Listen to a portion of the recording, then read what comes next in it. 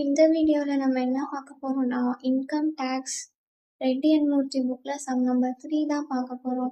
Mister Rajendran left India for the first time on 15/12/25 and returned back to India on 2/2/26.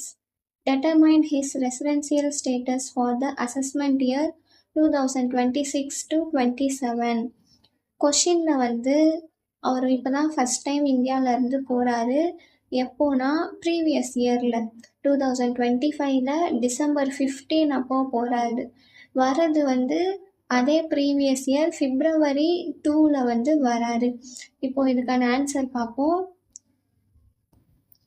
First நம்ம பேசிக் condition பார்க்கணும்.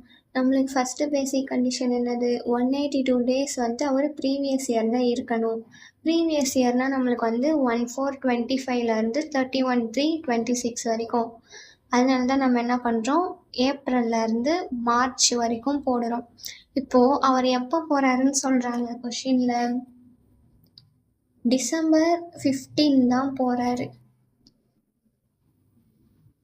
அதனால் April, May, June, July, August, September, October, November வரைக்குமே அவர் இந்தியாவில் தான் இருந்திருப்பார்.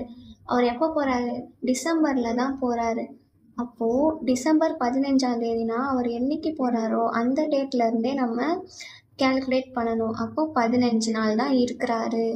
நெக்ஸ்ட்டு ஜான் இல்லை, வரது February 2 தான் வராரு. நம்மளுக்கு February டோட்டலாக 28 டேஸ். அதில் பார்த்தோன்னா அவர் 2ஆம் தேதியே வந்துடுறாரு. அப்போ ஒரு நாள் தான் இல்லை. அந்த 28 டேஸில் 1 போயிடுச்சுன்னா மீதி 27 நாள் அவர் February மந்தில் இருக்கார். நெக்ஸ்ட்டு மார்ச்சில் 31, அதுவும் ஃபுல்லாகவே இருக்கிறாரு. இப்போ நம்மளுக்கு தேவை 182 டேஸ் தான். ஆனால் டோட்டலாக அவர் 317 டேஸ் இந்தியாவில் இருக்கிறாரு. அப்போது அவர் resident. So Mr. Rajendran satisfied first basic condition, so he is resident. இப்போது அவர் ஆர்டினரி ரெசிடெண்ட்டா நான் ஆர்டினரி ரெசிடெண்ட்டான்னு பார்க்கணும். அதுக்கு அடிஷ்னல் கண்டிஷன் பார்க்கணும். First additional condition 10 previous year, அதாவது preceding the relevant previous year. Previous year இல்லாமல் அதுக்கு முன்னாடி இருக்கக்கூடிய ப்ரீவியஸ் இயர், அதில் அவர் 2 வருஷம் இந்தியாவில் இருக்கணும். அதுக்கப்புறம் அதே மாதிரி ப்ரீவியஸ் இயர் இல்லாமல் 7 வருஷம், அதில் 730 டேஸ் இந்தியாவில் இருக்கணும். அப்படின்றது தான் அடிஷ்னல் கண்டிஷன்.